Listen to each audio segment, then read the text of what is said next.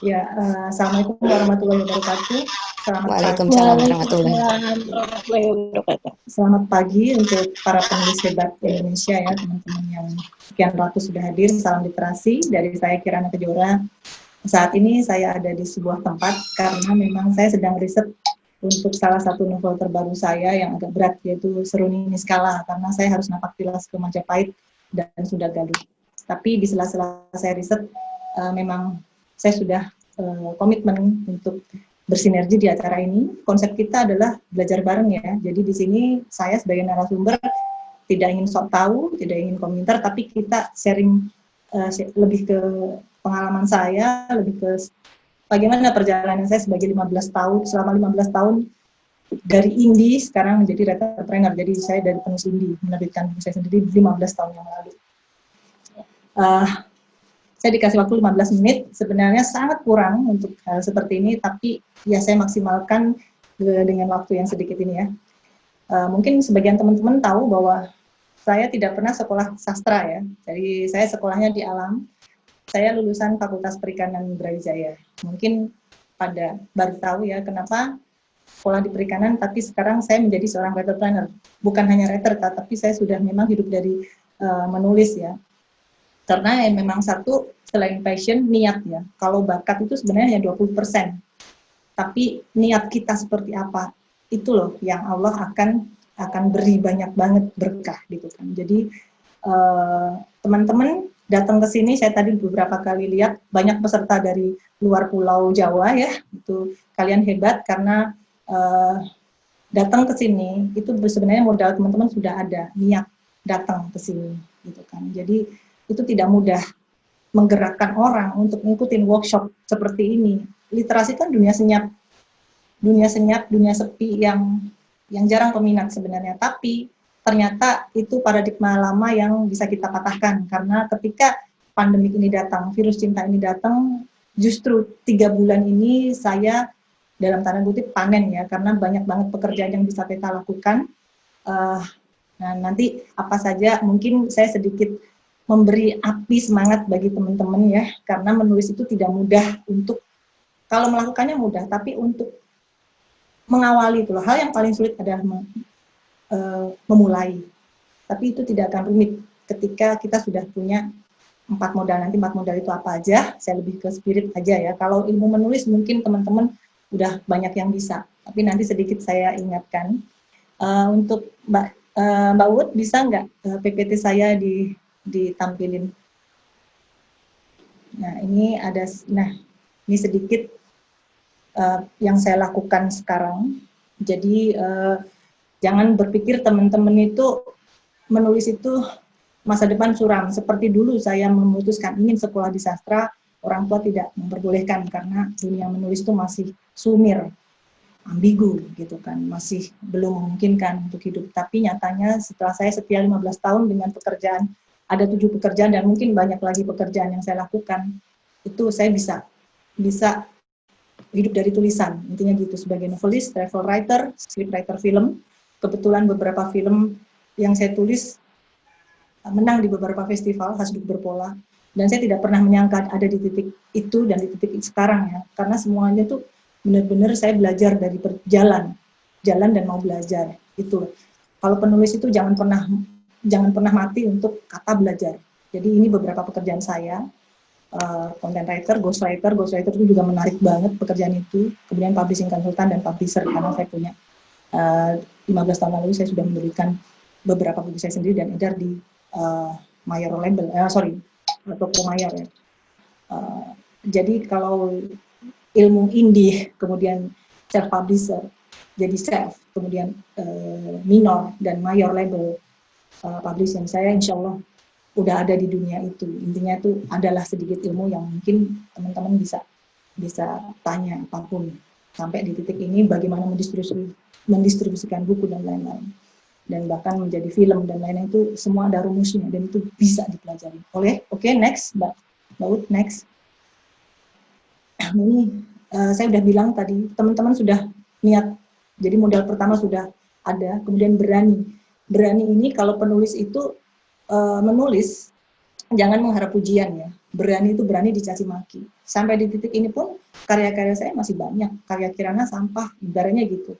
Tapi saya tetap jalan selama karya saya tidak merugikan orang. Tidak ada sara di situ. Why not?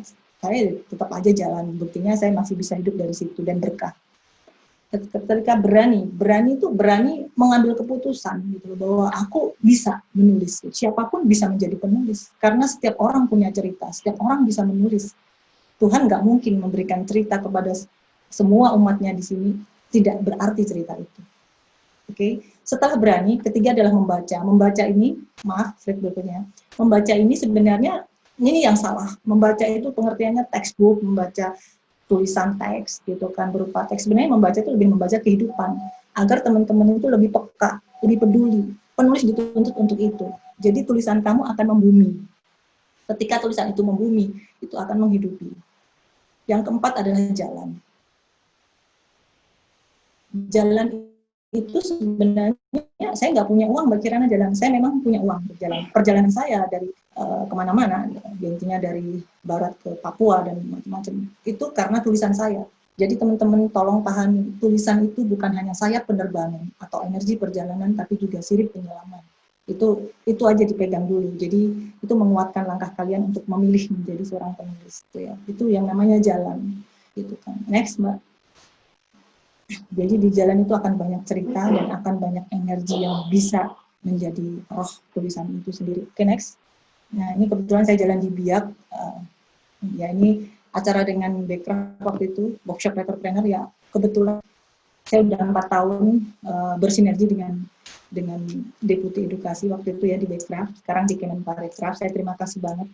Kemenparekraf juga masih mendukung program-program yang insya Allah masih berlanjut, masih yang dibutuhkan teman-teman, yaitu workshop writerpreneur. Karena kalau workshop penulisan writing aja itu udah biasa, tapi kalau ada kata entrepreneur di situ yang beda, karena saya kasihan kepada teman-teman yang susah payah menulis tapi bukunya nggak laku. Bagus tulisannya, kenapa? Karena kemasan, karena promosinya kurang. Nah, untuk writerpreneur itulah kenapa saya memutuskan menjadi seorang writerpreneur, karena mungkin saya periset ya, saya memang periset di kelautan karena ilmu saya di otak kiri ya.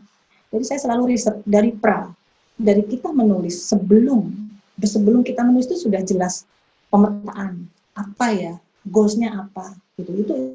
Itu harus jelas dari awal perencanaan gitu kan. Jadi perjalanan saya di mana-mana itu ya karena saya sudah merencanakan itu. Meskipun pada hasilnya belum tentu sesuai rencana, tapi kita sebagai makhluk cerdas, penulis itu makhluk cerdas. Ya kita nggak sombong, tapi biasanya penulis itu memang dikaruniai Allah kepintaran membuat dunia kecil, menciptakan dunia kecil, bermain-main di dunia kecil itu dan akan hidup di dunia kecil itu. Tapi bagi saya penulis itu perilaku itu nomor 1, karya itu nomor 2. Karena ketika kita merasa menjadi besar, penulis itu dirinya besar, sebenarnya dia kecil dan hari itu juga dia mati. Gitu. Jadi saya selalu berpesan juga kepada teman-teman, kalau kebetulan saat ini komunitas Elang Sempur itu ada alumni dari workshop Writerpreneur Bekraf, tapi siapapun bisa gabung ya. Jadi kita selalu tekankan ke anak-anak melangitkan karya dan membumikan rasa. Gitu. Buat apa tulisan itu besar, tapi kalian besar kepala, intinya kalian merasa besar. Itu nggak ada apa-apa, nggak ada artinya. Jadi penulis itu sebenarnya tuh dianggap dewa di lingkungannya, dimanapun gitu. Jadi jagalah diri kita dengan baik gitu, karena diri kita itu dilihat loh sama pembaca gitu. Jadi ini kebetulan saya kemarin main di Biak. Ini anak-anak kecil ini pembaca yang luar biasa. Jadi di Samberpasi itu ada teman saya, guru garis depan di sana yang bikin perpustakaan kecil. Jadi ketika orang luar tahu, dianggap malaikat gitu kan, bawa buku apalagi, mereka sangat senang. Jadi saya akan protes ketika ada kalimat minat baca anak-anak Indonesia itu kurang, nggak seperti itu, karena saya jalan gitu. Anak-anak ini sangat suka dengan buku gitu kan. Jadi yang kurang adalah minat menulis, salah ya. Jadi kebalik, kalau minat baca luar biasa untuk di Indonesia ini. Jadi untuk next Mbak. Nah, ini yang saya sudah share tadi ya, bahwa ini yang sudah saya lakukan, bahwa saya itu selalu welcome pada siapapun. Makanya mungkin saya memiliki banyak roh tulisan karena saya rajin berkomunikasi, rajin menjalin jaringan. Jangan malas. Penulis itu harus rajin berkomunikasi, menjalin jaringan, silaturahim, belajar terus. Pekerjaan yang tidak pernah pensiun itulah penulis. Kalau bagi saya akan berhenti menulis ketika nafas saya sudah nggak ada. Gitu. Intinya seperti itu. Jadi ayo gigilah menulis. Dan ketika kamu besar, janganlah pernah pelit ilmu, karena pelit ilmu itu akan membuat kita tuh menjadi orang kerdil sebenarnya. Saya dulu juga susah belajar pada orang-orang senior yang merasa, lu tuh siapa Ki, gitu kan. Lu tuh orang perikanan kok mau belajar menulis gitu. Tapi sekarang justru saya akan menyemangatin siapapun yang bilang bahwa saya ini nggak sekolah, saya ini hanya sekolah ini nggak sisa. Saya akan menyemangati orang-orang yang memang mau berliterasi, bahkan hidup dari literasi. Saya sangat terbuka, saya sangat welcome. Jadi teman-teman siapapun yang di sini, dari manapun silahkan komunikasi dengan saya sangat welcome di direct message ya. Direct message itu apa, tanyakan aja. Lebih ke spirit, lebih ke teknis, monggo. Ya, untuk next, Mbak, kita agak cepat ya, karena memang saya hanya sedikit. Nah ini sebagai contoh, ini teman-teman dari di Biak Numport. Ini ada anak kecil sampai kakek-kakek. Beliau tuh ini budayawan, seniman, tapi juga ada orang biasa. Mereka sangat menyambut dengan gembira acara workshop letterpress Bekraf, karena itu dalam sejarah baru kali itu.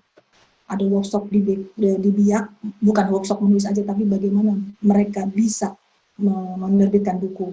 Dan kayaknya tadi saya lihat salah satu peserta dari Biak ini hadir di sini, Mbak Lut, Pak Toar, namanya Zaid, dia dari Biak, ada di sini. Jadi memang impact dari workshop letterpreneur yang sudah dilakukan Bekraf selama 4 tahun itu mungkin sekitar 12 kota ya, kebetulan saya bersinergi.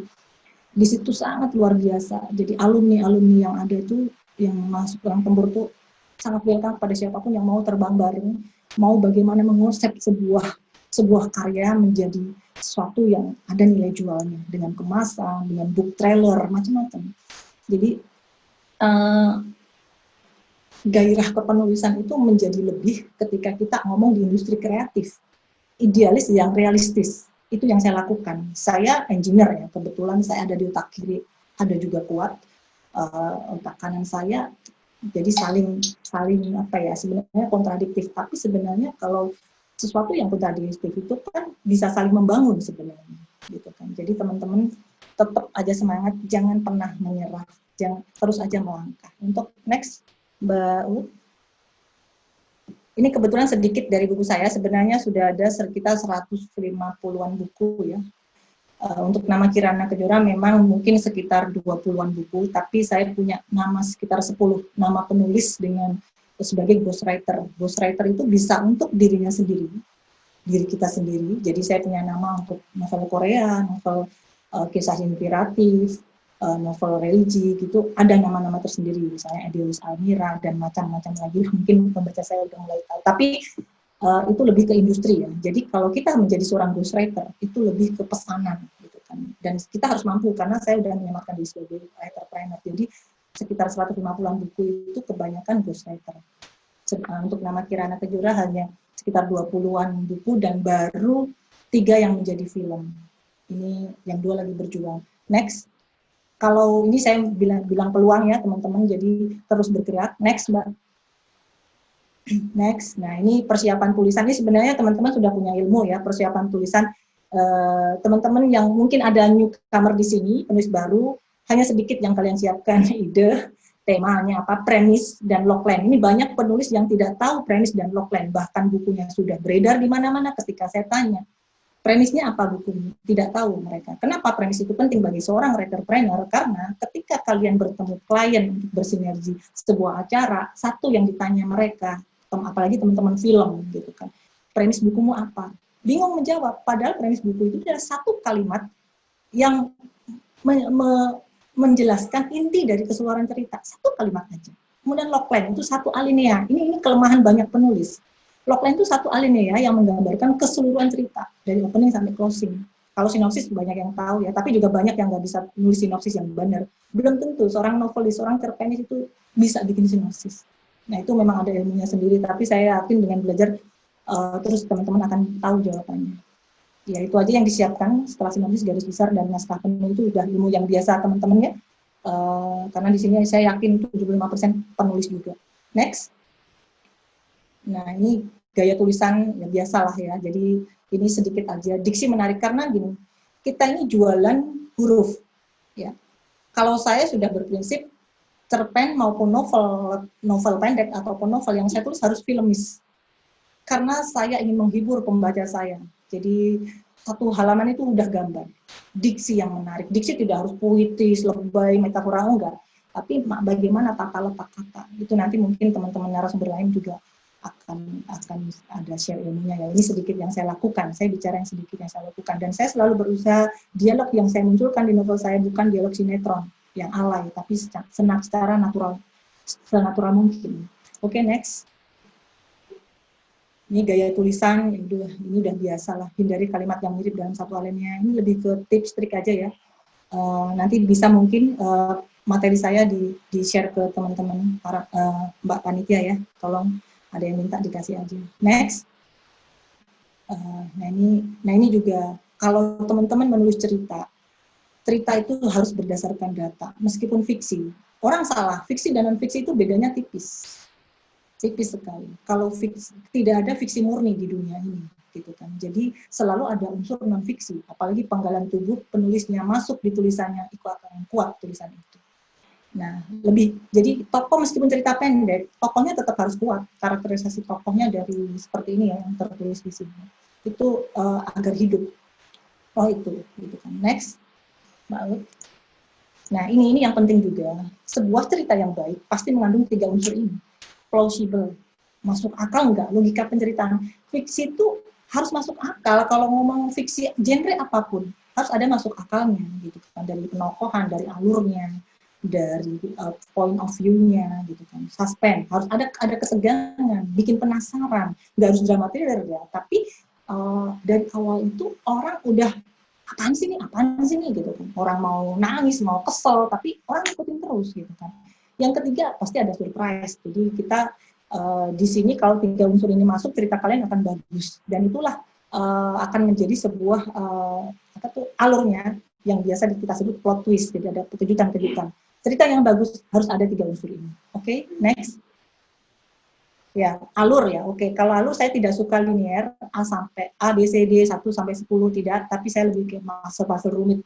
Saya suka main flashback karena saya memang kebetulan saya scriptwriter film, screenwriter, jadi semua novel saya memang saya kondisikan untuk menjadi film gitu kan. Ya ada yang idealis, tapi yang idealis beberapa novel saya tetap saya kemas dalam bentuk film dari sisi alur cerita gitu kan. Jadi itu ya. Jadi salah satu kunci sebuah cerita itu disebut filmis adalah alurnya tidak datar. Tidak harus mengayun dari depan, tidak lamban dari depan. Penuh kejutan di setiap babnya. Oke, next. Nah ini trik untuk menjadi judulnya ini tadi. Saya selalu ketika Badan Ekonomi Kreatif yang dulu tuh mengajak kita jalan, kemasan buku itu apa sih yang kita pikirkan bareng-bareng waktu itu ya. Dan Pak Toar, Bunda Popi, dan alhamdulillah sekarang Kemenparekraf sudah kembali lagi mengajak teman-teman dengan gerakan menulis di acara ini. Saya sangat bersyukur, terima kasih. Salah satu trik mengemas buku adalah judul. Pertama itu tidak hanya informatif, tapi inovatif, komunikatif, dan ada unsur provokasi. Memprovokasi orang untuk mau apaan sih nih judulnya seperti ini, gitu kan. Kemudian beberapa trik yang lain yaitu tadi untuk kali ini teman-teman kalau cepat cari duit itu nulis, kalau untuk prosa ya itu cerpen, novel, dan ditambah mungkin travel note. Nanti travel note bagian Mas Agus. Kalau mau nulis di buku, saya anjurkan seperti itu, cerpen, novel, travel note. Untuk saat ini ya, karena saya orang fiksi. Kalau travel note non-fiksi ya. Jadi untuk saat ini yang saya lihat, karena kita banyak gerakan di dunia literasi, kita riset terus apa sih yang menarik dan bisa dijual untuk saat ini. Untuk next. Kemudian tip menulis tentu saja ini, kelemahan teman-teman di Indonesia ini kurang baca. Dia ngomong penulis tapi dia tidak membaca. Dia tidak menguasai apa yang dia tulis. Itu sayang banget gitu kan. Jadi ini beberapa tips aja. Jadi based on data. Meskipun itu fiksi, menulislah based on data, berdasarkan data yang teman-teman miliki, data primer maupun sekunder. Penulis itu periset, ini jangan lupa ya. Jadi jangan jadi penulis yang manja, yang malas. Siapkan amunisi raw materi dulu. Dari raw materi itu kadang saya baru bikin alur cerita. Saya harus kuasai dulu raw materi. Kayak sekarang saya sedang mempersiapkan seri Mini Skala. Itu berat banget, novel sejarah yang ada belum ada yang tertulis di situ. Kan? Jadi kebetulan saya menulis berdua dengan Mas Hedi Radian, jadi saya nggak mampu untuk menulis sendiri, karena novel ini agak berat. Ini novel pertama saya yang saya tulis berdua, dan saya coba berkolaborasi, karena selama ini novelis itu identik dengan seorang yang egois. Dari sinilah saya mengikis egois saya, karena saya butuh ilmu beliau, saya butuh bersinergi dengan Mas Hedi, gitu, untuk riset, karena risetnya itu tidak kasat mata kadang, karena kalau kita datang ke sesuatu napak tilas di situ kan saya tidak banyak referensi yang kita dapat, gitu kan. Jadi kita pasti harus banyak sekali menggali sejarah, gitu kan. Siapa lagi yang mau mengangkat kebesaran Majapahit dan Sunda Galuh misalnya, seperti itu, kalau bukan kita sebagai penulis. Dan saya penulis yang populer katanya, bukan populer, penulis yang ngepop. Sastra populer itu Kirana, gitu kan. Meskipun saya juga punya sastrawi, dua novel saya berbau sastrawi.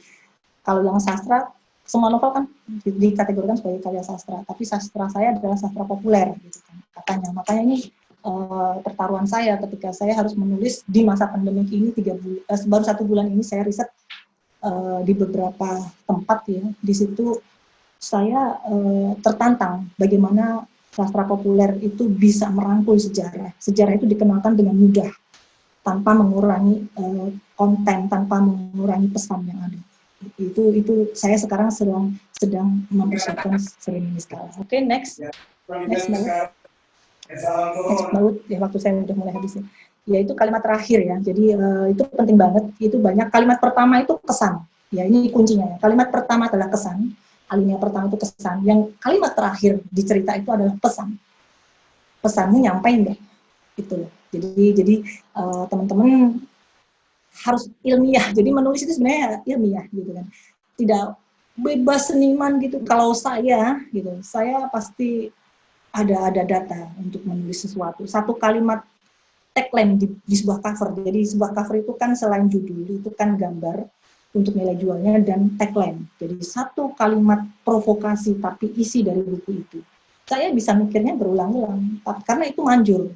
Nanti saya bercerita kenapa buku saya masih bisa diangkat ke film, itu salah satunya karena tagline. Next. Nah, ini kebetulan 2 buku saya ini jodoh, Ayah dan Bunda. Jadi saya tidak pernah menyangka itu tahun 2011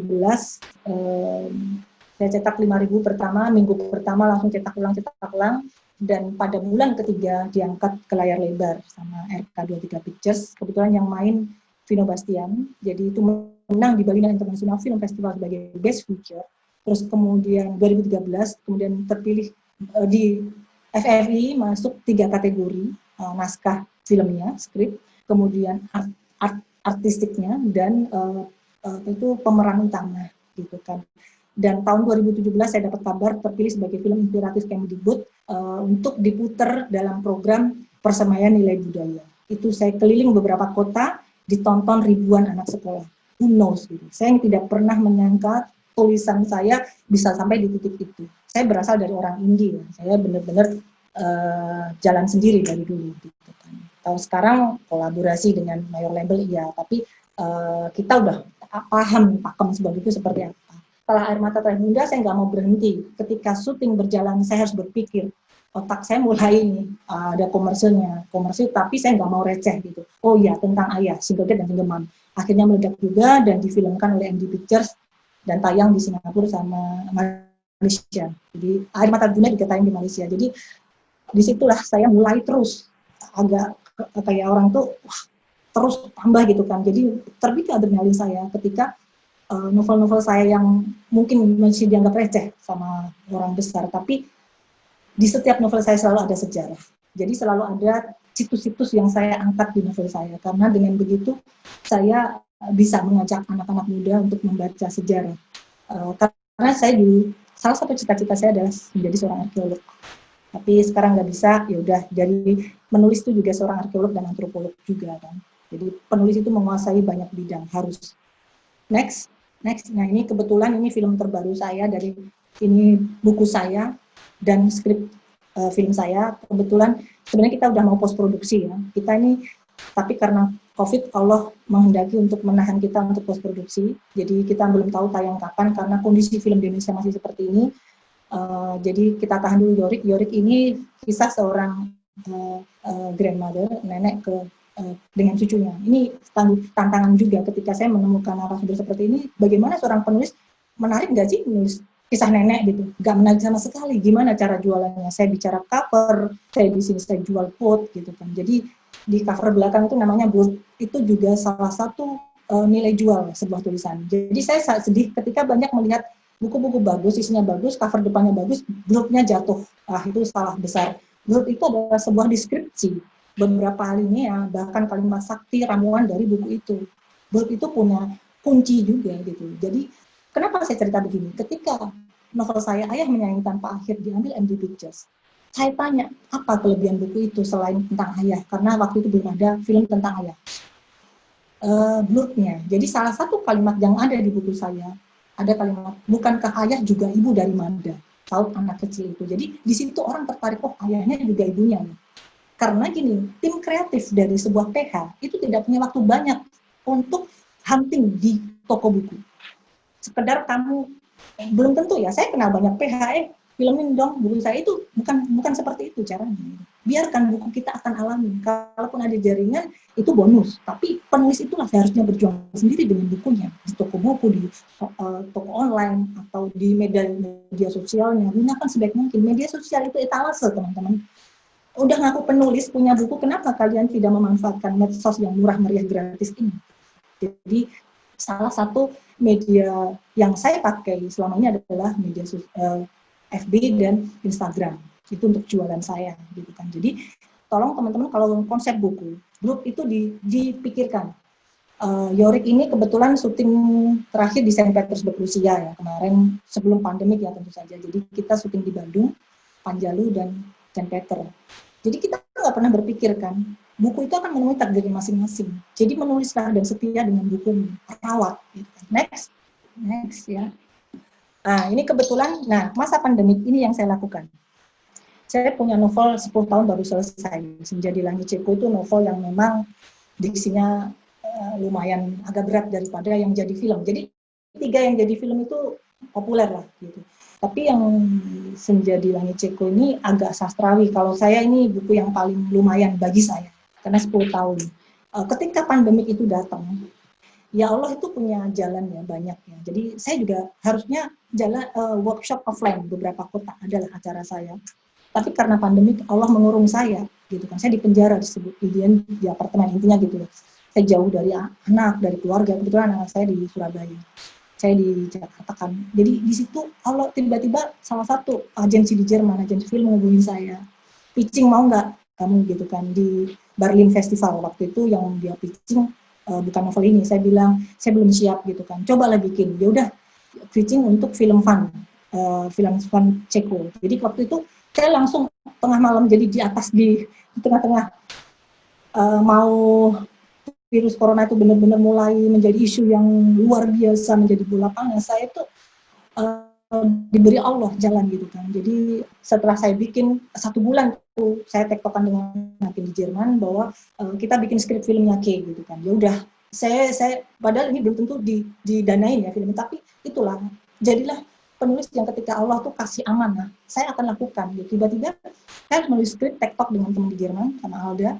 Kita tiap malam sampai pagi. Saya sudah nggak berpikir ada corona, karena saya udah masuk di dunia yang saya tulis jadi Langit Ceko. Jadi kita tektokan terus proses translating dan macam-macam ala-ala Jerman lah ya, cara menulis skrip filmnya. Saya juga banyak belajar lagi akhirnya.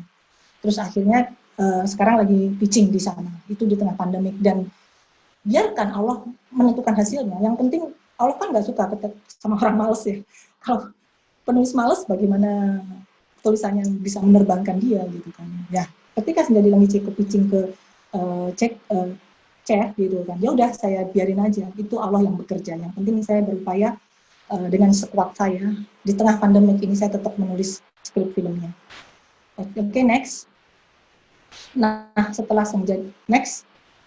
Dan setelah Senja di Langit Ceko, saya punya novel andalan juga. Ini hasil riset saya di Raja Ampat sebagai riset perikanan. Waktu itu saya riset kapal, ada 6 kapal di 5 kota di Papua dan Papua Barat. Saya nggak mau rugi.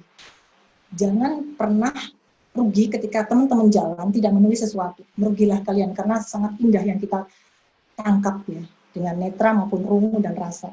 Indonesia ini indah. Ketika sampai di Raja Ampat, saya nulis. Jadi karena saya orang perikanan, saya ini harus ada nih. Belum ada yang angkat tentang Raja Ampat untuk film. Gitu kan. Yang angkat orang bule itu biasa. Indonesia darahnya diambil film banyak banget sana.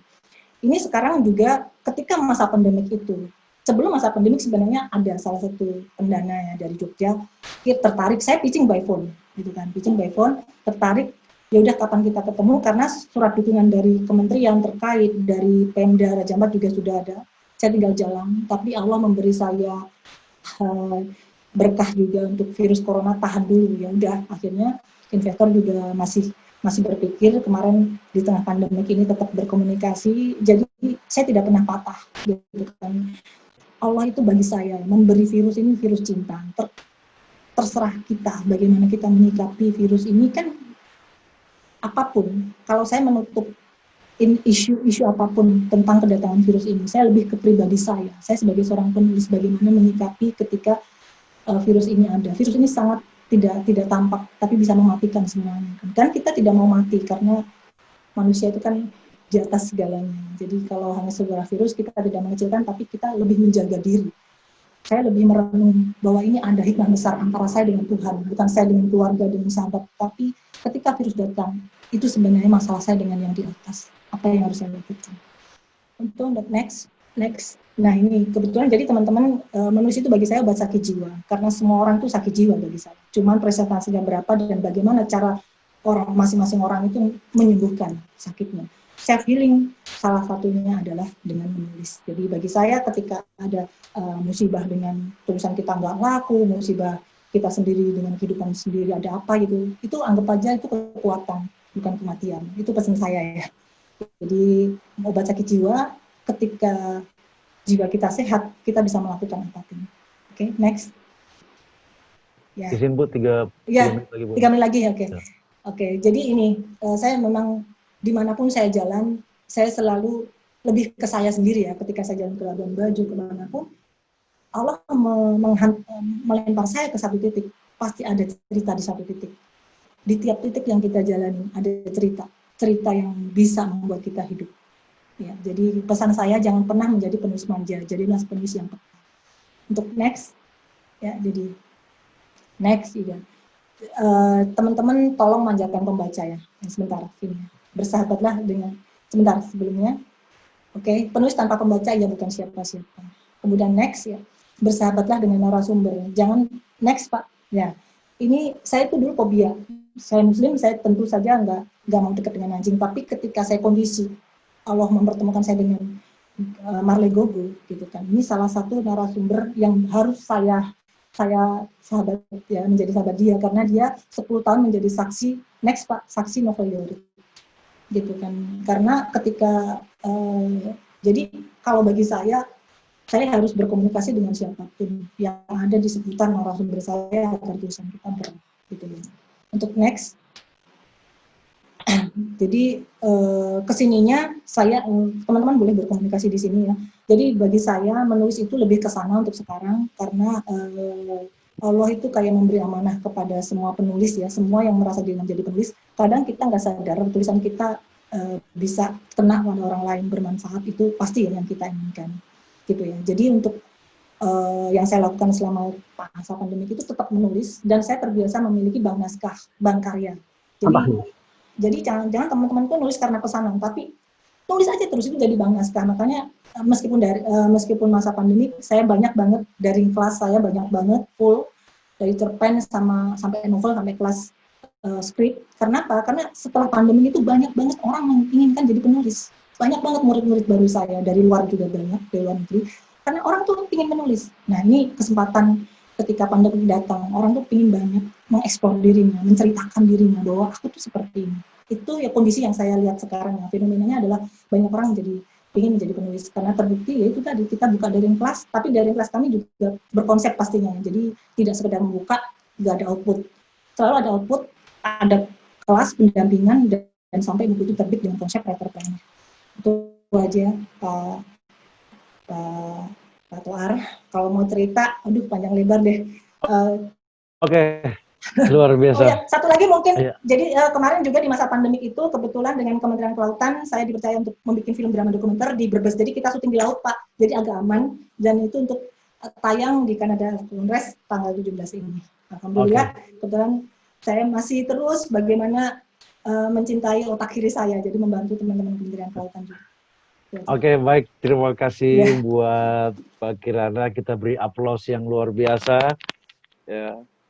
Siapapun bisa menjadi penulis itu sangat luar biasa. Saya bisa menjadi inspirasi yang bagus ini, karena banyak benar tadi penyampaian paparannya itu ternyata jadi penulis itu sederhana. Ya, bisa menulis terus, tapi ya satu tadi yang jadi catatan adalah menulis harus punya data ya, harus ada data. Nggak mungkin walaupun fiksi tapi tetap harus ada data. Kita harus riset juga ya, kita harus riset. Kalau ini kan dari sisi kualitas ya kan, kualitas, kalau kualitasnya bagus pasti banyak produser yang banyak ini yang akan udah banyak pembaca cerdas ya. Seperti tadi kan tiba-tiba ada yang menghubungi Mbak Kirana untuk dari Jerman ya dari Jerman untuk gimana ini ya. Oke.